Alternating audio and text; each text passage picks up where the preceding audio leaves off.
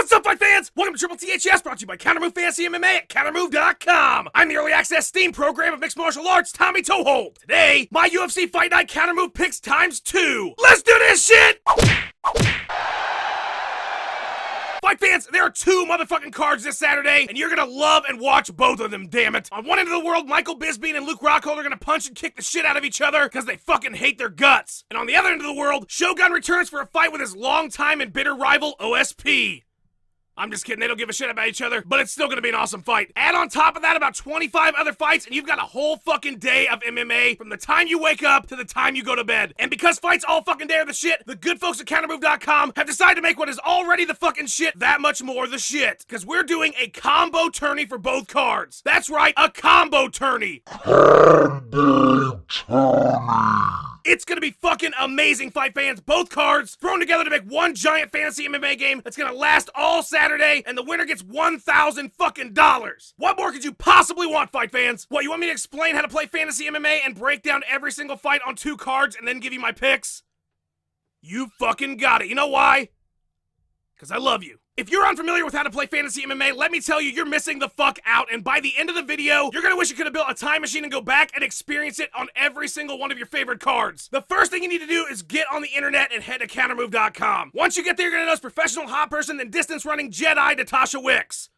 She's very enjoyable. Below Natasha, there are all sorts of tourneys to jump into. Small ones, big ones, custom ones, anything that strikes your fancy. But fuck all of those right now, because all I want is that big money $5,000 combo tourney. The one with my big stupid name on it. 25 bucks gets you in, top prize is taking home $1,000, top 27 payout. All 233 of you are gonna have a great fucking time. Once you've selected your tourney, you'll be brought to a team selection screen. This is where all the magic happens. This is where we put the fantasy in fantasy MMA. This isn't Vegas, fight fans. We're not looking for straight up picks here. This is fantasy sports, just like fantasy baseball, fantasy football, which means points matter. And you get points when the fighters on your team kick fucking ass. You pick a team of 5 fighters using $25,000 for $10. Your fighters perform, you rack up points, you win. It is seriously that fucking easy. The name of the game is stops and early. If your fighters all get first round finishes, you're gonna rack up a shit ton of points. So let's take a look at both of these cards together and determine who it is that's gonna give you the best chance of winning. All right, we're starting with Luke Zackridge and Dan Kelly. Kelly is unbeaten. He's making his UFC debut and has finished all but 1 fight. He's also an Olympic fucking athlete, but the problem is he's 37 years old and he doesn't have a bunch of MMA experience. Zackridge has more experience in the sport and the UFC. He's got a high finish rate, but he's susceptible to finishes. This one is for risk takers. I think Kelly can pull it out, and at 4,500, that motherfucker is a steal. Next up, we got Claudio Silva and Leon Edwards. Claudio has a high finish rate, about the same experience as Edwards, and a single fight in the UFC. Edwards is making his debut in the UFC, but finished his last 5. This one is too fucking close to call on paper, but at 4,300, Edwards might be worth a pickup. Next, we have Juliana Lima and Nina Anzarov. Lima has a high decision rate. We don't want that on our team. And she's coming off a loss in her debut. Anzarov is making her debut in the UFC. She's fought some really high-level talent, though, and she has a high finish rate. Anzarov's a solid pick at 4,900. After that, we have Charlie Brenneman and Leandro Silva. Charlie historically has a low finish rate, but a shit ton of experience. He's fought some really tough guys, but he's struggled since coming back to the UFC. Silva isn't too much better on the finishes. I think Brenneman wins, but it probably goes the distance. I would avoid this one. Next, we have Soa the Hulk taking on Walt Harris. I think Soa wins here, and he wins big. Both guys are 100% finish rate, but Soa has a lot of experience and 20 pounds on Harris. Soa has a lot to prove here. I think he gets an early stop. Either way, you should pick on that fight. Next, we have Marcus Brimage versus Bieki Tuorshin. Just avoid this one, fight fans. Both guys have low finish rates, and they're on the skids at the moment. Brimage probably wins, but I can't see this one being a high-scoring affair. After that, we have Trevor Smith taking on Hellboy Magalhães. Smith is a submission machine. He's getting subs about 75% of the time, but he's been hit or miss in the UFC. He's fought some high-level dudes and had his lights turned out a few times. Hellboy is on a 3-fight streak. He finishes last in the first round. I'm thinking Magalhães, but this one is not a stone-cold lock. If you've got other options, take them. All right, moving on, we got Ian McCall taking on John Lineker. McCall is about a 50-50 on finishes. He has a shit ton of high-level experience. He won his last 2, but has not finished a fight in the UFC. Lineker has a bunch of fucking fights and only slightly higher finish rate with some big TKOs in the in the UFC, but has not seen anywhere near the competition that McCall has. The biggest factor here is that McCall has never been KO'd. I would avoid this fight because I think McCall wins via decision. Next up, we have Richie Vasilic and Luis Smolka. This one is a fucking toss-up. Both guys have high finish rates, but neither of them against high-level competition. I bet somebody gets dropped, but your guess is as good as mine on who. Unless you know something about these two guys that I don't, it's a tough pick, but could yield some big points. After that, Anthony Preux is taking on Gudo Inconsciente. Preux finishes 100% of his wins. He's a fucking ground wizard, a UFC vet. He's fought high-level guys, but fairly poorly. Gudo has a high finish rate, but very little in the way of big fight experience. I think Preux wins via sub. Next, we have Diego Rivas taking on Rodolfo Rubio. Both guys with high finish rates. Rivas is unbeaten in 5 fights, but has not competed in the UFC. Rubio has much more experience, but's lost to a lot of low-level competition. I think Rivas takes it, but there's too many question marks to justify 5,500 in my opinion. All right, moving on, we got Wagner Hocha and Jake Matthews. I'm calling an upset here. Matthews is unbeaten in 8 fights. He's got a shit ton of KOs, but not a lot of high-level competition or experience. Hocha has a high finish rate. He's a submission machine. He has UFC experience. He has a sub win over Cody McKenzie, and he took Cerrone to a decision. Oh yeah, and he's a second-degree black belt in jiu-jitsu. I think he is a steal at 4,400, and I think he wins via sub. Next up, we have Diego Lima taking on Jorge Oliveira, and fight fans, flip a fucking coin. Both guys have high finish rates and little experience with high-level competition. We will probably see some fireworks, but fuck it if I know who's lighting them. I would avoid this one if you can. After that, we got Tim Gorman and Thomas Almeida. Gorman has a high finish rate, mostly KOs. He lost his UFC debut via decision. He's a decent fighter, but Almeida is 17-0 with 100% finishes. Most of them in the first round. I don't give a fuck if you're fighting high-level guys or not. That's fucking hard, and it's impressive. I think Almeida is worth every bit of that 5,300. He definitely needs to go on your team, fight fans. Next up, we have Chris Clements taking on Vic Garushik. Clements has a really high finish rate, a black belt in Taekwondo, lost via TKO to Wonder Boy, and has struggled in the UFC so far. His opponent Garushik has a high finish rate as well, mostly subs. He's only got 10 fights under his belt and 1 in the UFC with a finish. It is hard to justify the 5,000 on Garushik or even the 4,600 on Clements. I would avoid this one given the amount of fights on this card that seem like easier picks. Moving on, we got Ross Pearson taking on Raging Ally Aquinta. Ross is a long-time vet. He's got a 60% finish rate, has been hit or miss, but he's fought pretty much everybody who's anybody. He's got serious power. He's a serious threat. Raging Al is an up-and-coming fighter out of Serra-Longo. He's got about the same finish rate as Ross, and he's had trouble with submissions, but he's never been KO'd. This could end up being an awesome fight, but I really see it going long. I would avoid it because I feel like this might go to a decision. Next up, we have Warley Alves and Alan Jabuyan. Alves has a 60% finish rate and an unbeaten record. He won Tough Brazil 3. He's finished his last 4 fights mostly via sub. Jabuyan has an 80% finish rate. He's associated with 10th Planet and Black House. He won his UFC debut via KO. Seems like a smart, well-rounded fighter with nasty hands. I think Jabuyan wins via TKO. Alright, moving right along, we got Dylan Andrews and Sam Alvey going at it. Andrews was a tough 18 guy. He's fought tough up-and-comers, has a high finish rate, really powerful hands, but he has been KO'd several times. Sam is a longtime MFC vet. He lost a decision to Tom Watson in his UFC debut. He's got heavy hands, most of his wins via KO, and he's never been dropped, and that is the reason I think he stops Andrews. Coming up after that, we got Wagner Silva and Colby Covington. Silva is 3-2 with the majority of his wins via sub. He lost his UFC debut. Covington is unbeaten in 6 fights, with 67% of his wins coming via sub, including his UFC debut. This one is tough. I'll say Covington, but a lot of question marks here, especially for a price tag like 5,300. Next, we have Robert Whitaker taking on Clint Hester. Both guys are tough alum. Whitaker has a high finish rate and a black belt in karate. He has been stopped in the UFC. He won his last fight via decision. Hester has 75% finishes via KO or TKO. He has finished several fights in the UFC. I think Hester is a great value pick here. He's got the tools to win. I'm gonna go with Hester to get the stop. Which leads us to the 2 main events. The first of which is Shogun Rua taking on OSP. What is there to say about Mauricio? He finishes fights. He's fought legends. He is a fucking legend. He's got an 86% finish rate. He's coming off of a loss to Hendo where his face was broken. He's got lots of miles on him, but he has proven that he still has it when he blasted James Tahuna into another century less than a year ago. OSP has a 75% finish rate, has looked great in the UFC against decent up-and-coming talent, lost a decision to Ryan Bader, his highest level fight. I just think the crafty vet is too much for him. I think this is a big moment for Shogun. I think he wins big here. And that takes us to the other main event, Michael the Count Bisping taking on Luke Rockhold. Bisping has a high finish rate of about 75% despite popular belief about him. He has a ton of experience. He's fought everybody there is to fight, notoriously takes people out of their game plans and into a weird funk. Bisping recently decimated Kung Lee and he looked great in that fight. Luke Rockhold is the former Strikeforce champion. He has a high finish rate mostly via sub because he's a fucking submission warlock. His only high level loss was to Vitor's spinning head kicks, bro, and he's made short work of everyone else since his UFC debut. This guy even took Jacare to a decision. And all that said about both these guys, I think you got to avoid this fight. Rockhold is $6,000 to put on your team, and the problem with that is that Bisping is hard hard to stop unless you got stone hands. He's never been subbed. He's a smart fighter who's seen everything there is to see. I honestly don't see this being a high-scoring counter-move fight, and I think it goes the distance. Alright, fight fans, now that you know about all 3,000 fighters in this tourney, it's time to pick your team of 5 fighters. Personally, I'm going with Dan Kelly, Soa the Hulk,